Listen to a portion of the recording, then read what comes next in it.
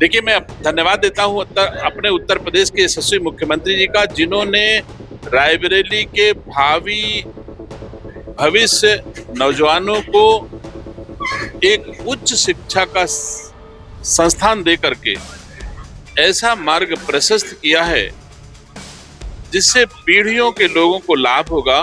देश और दुनिया को अपनी सेवाएं देंगे। कृषि के क्षेत्र में किसानों की समृद्धि का कारण बनेंगे। भारत और कृषि समृद्ध राष्ट्र बनेगा। अनेकों लोगों को रोजगार देगा, व्यवसाय देगा, सेवा देगा और प्राइवेट क्षेत्र का एक कृषि महाविद्यालय है। इस प्रकार कुल 5 कृषि महाविद्यालय हमारे राज्य में हैं। मेरी जन्मस्थली, कर्मस्थली रायबरेली के हरचंदपुर में स्थापित हो रहा है, इस पर मुझे गर्व है। प्रदेश मंत्री दिनेश प्रताप सिंह ने हाल में ही, अगर मैं बात करूं तो, एक बड़ा आम महोत्सव रखा जिसमें सूबे के मुख्यमंत्री योगी आदित्यनाथ भी और तमाम सारे अगर मैं बात करूं तो राजनेता उत्तर प्रदेश के रहे और उन्होंने जो है एक बड़े महोत्सव का आयोजन किया। उसके बाद अब अगर मैं बात करूं तो रायबरेली में एक बड़ा जो है कृषि का विद्यालय खुलने जा रहा है, उसको लेकर के आज प्रेस कॉन्फ्रेंस करी है पंचवटी आवास पे। हमारे साथ बात करने के लिए और जानते हैं मंत्री जी, आज प्रेस कॉन्फ्रेंस करी है और क्या है पूरा मामला? देखिए, मैं धन्यवाद देता हूँ अपने उत्तर प्रदेश के यशस्वी मुख्यमंत्री जी का, जिन्होंने रायबरेली के भावी भविष्य नौजवानों को एक उच्च शिक्षा का संस्थान दे करके ऐसा मार्ग प्रशस्त किया है जिससे पीढ़ियों के लोगों को लाभ होगा। उद्यान महाविद्यालय रायबरेली जनपद के हरचंदपुर विधानसभा के रहवा गांव में स्थापित होने जा रहा है और इस स्थापना से निसंदेह हमारे रायबरेली के हजारों नौजवान प्रत्येक वर्ष शिक्षा ग्रहण करके देश और दुनिया को अपनी सेवाएं देंगे। कृषि के क्षेत्र में किसानों की समृद्धि का कारण बनेंगे। भारत और कृषि समृद्ध राष्ट्र बनेगा। अनेकों लोगों को रोजगार देगा, व्यवसाय देगा, सेवा देगा। ऐसा महाविद्यालय स्थापित करने का सौभाग्य मुझे मिला है। कई वर्षों से इस हेतु मैं प्रयास और परिश्रम कर रहा था। मैं उम्मीद करता हूं कि यह सफलता हमारे रायबरेली वासियों के लिए एक बहुत ही सुंदर अवसर है। मंत्री जी, कितने महाविद्यालय उत्तर प्रदेश में अभी तक हैं, मैं ये जानना चाहता हूं। उत्तर प्रदेश में राजकीय क्षेत्र के 4 और प्राइवेट क्षेत्र का एक कृषि महाविद्यालय है। इस प्रकार कुल 5 कृषि महाविद्यालय हमारे राज्य में हैं और उद्यान महाविद्यालय उत्तर प्रदेश का ये पहला स्वतंत्र उद्यान महाविद्यालय है जो हमारे उद्यान मंत्री रहते मेरी जन्मस्थली, कर्मस्थली रायबरेली के हरचंदपुर में स्थापित हो रहा है। इस पर मुझे गर्व है। मंत्री जी, आज अगर मैं बात करूं तो सांसद नगीना चंद्रशेखर आजाद रायबरेली पहुंचे हैं, सलोन में एक अपने परिजन से मिलने गए हैं अपने समाज के।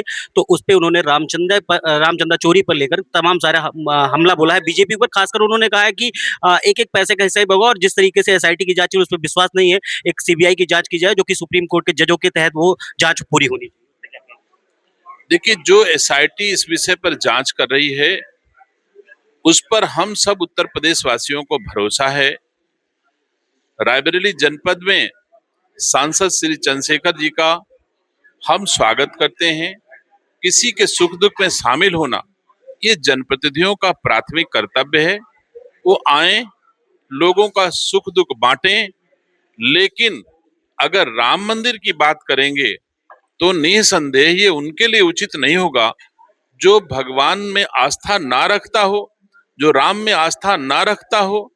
ऐसी टिप्पणी उसको करना शोभा नहीं देती है। तो मंत्री जी, उन्होंने कहा है कि गौरी और कासिम ने भारत को एक बार लूटा है, भाजपा बार बार लूट रही राम के नाम पर, वोट के नाम पर। इस पे क्या कैसे देखते हैं? दुनिया के सबसे बड़े परिवार और दल के रूप में भारतीय जनता पार्टी की पहचान है। करोड़ों कार्यकर्ता इसके लिए अपनी सर्वोच्च कुर्बानी दे करके इस पार्टी को खड़ा किए हैं। एक व्यक्ति के इस तरह के मिथ्या आरोपों से कोई पार्टी का हानि अथवा पार्टी नहीं हो सकती। ये वैसे हो सकता है जैसे सूरज को दिया दिखाना, वैसा ही इनके लिए हो सकता है। अभी 600 काल में ये स्वयं और इनकी पार्टी है और दुनिया की सबसे बड़ी पार्टी को अगर ये राह दिखाएं तो वही कथन उचित है कि सूरज को दीपक दिखाने जैसा ही हो सकता है। एक लास्ट सवाल आपसे। हाल में ही राष्ट्रीय अध्यक्ष नितिन नवीन 2 दिवसीय दौरे पर उत्तर प्रदेश में थे और तमाम सारी चीजें देखने को मिली, संगठन को मजबूती देने की बात करी, जिसमें आपने भी भेंट करी, तो इसको किस नजरिए से आप देखते हैं? ये सतत प्रक्रिया है। भारतीय जनता पार्टी का जो भी राष्ट्रीय अध्यक्ष होगा, होता है, होता आया है, वो अपने संगठन के कार्यकर्ताओं से भेंट मुलाकात कर उनका उत्साह वर्धन करना, संगठन को मजबूत करना, हर राष्ट्रीय अध्यक्ष से लेकर के बूथ अध्यक्ष तक काम करना, ये हमारे पार्टी की नीतिगत विषय है और ये सतत चलने वाली प्रक्रिया है।